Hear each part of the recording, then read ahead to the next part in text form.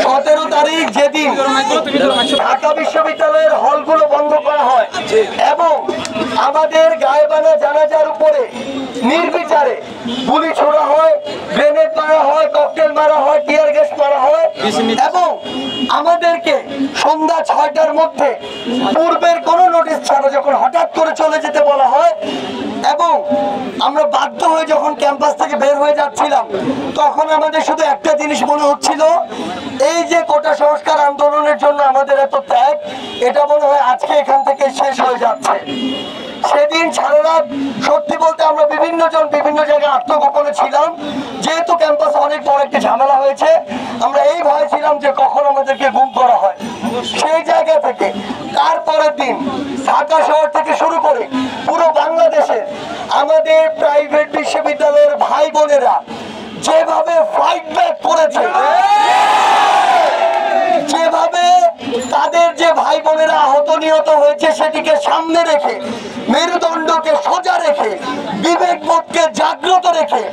সামনে সারিতে দাঁড়িয়ে তারপরের দিন ইতিহাসের অন্যতম সেরা একটি ফাইট ব্যাক দেখিয়েছে। সেটার জন্য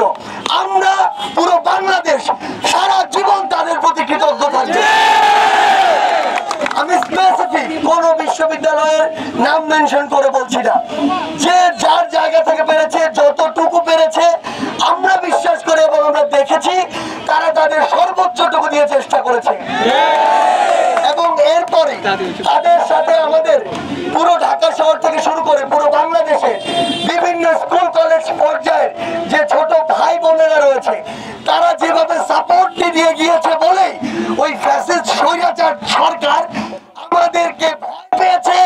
এবং গদি ছেড়ে পালিয়েছে। এবং সবশেষে যখন আমাদের 8 দফা 9 দফা পেরিয়ে আমরা 1 দফায় ওই ফ্যাসিস্ট সরকারের পতনের দিকে গিয়েছি, তখন পুরো বাংলাদেশের প্রত্যেকটি ধর্মের, বর্ণের, মতের, জাতের মানুষ একসাথে রাস্তায় নেমেছিল বলেই এই ছাত্র জনতার গণ অভ্যুত্থানের মাধ্যমে আজ বাংলাদেশ দ্বিতীয়বারের মতো নতুন করে আরেকটি স্বাধীনতা পেয়েছে। সেই জায়গা থেকে পুরো বাংলাদেশের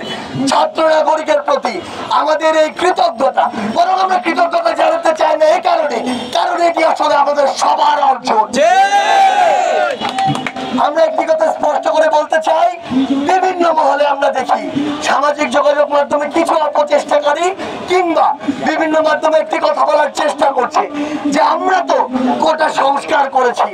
আমরা তো আমাদের যে স্বৈরাচার ফ্যাসিস্টের পতন সেটি ঘটিয়েছি, তাহলে এখনো কেন আমরা রাজপথে? আমরা তাদের উদ্দেশ্যে স্পষ্ট করে বলতে চাই, ওই যে শয়তানরা যারা এই দেশকে 16 বছর ধরে শাসন ও শোষণ করেছে, তারা এখনো ছাত্র জনতার অভ্যুত্থানের বিরুদ্ধে আরেকটি পাল্টা অভ্যুত্থান ঘটানোর জন্য নীল নকশা করছে। সেই জায়গা থেকে আমাদের যখন মনে হবে যে নীল নকশা বাস্তবায়নের চেষ্টা করা হচ্ছে